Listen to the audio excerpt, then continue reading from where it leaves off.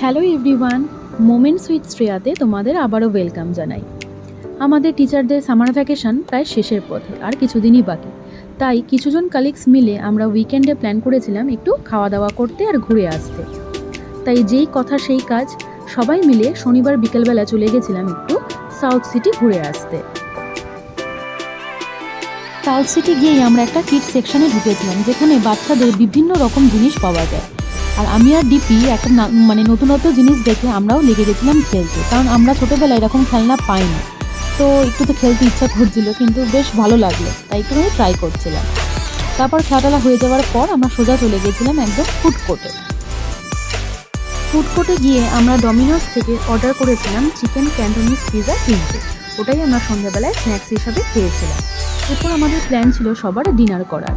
Dinner আমরা করেছিলাম বাজরনেরই tips and toppings রেস্টুরেন্টে। এখানে খাবার কোয়ালিটি যেমন ভালো আর তেমনি অ্যাফোর্ডেবল। তো সবাই খেয়ে খুব খুশিও হয়েছিল, বেশ মজাও করেছিল। তারপর 10:30 নাগাদ সবাই টাটা করে আমরা বাড়ির দিকে রওনা দিয়েছিলাম।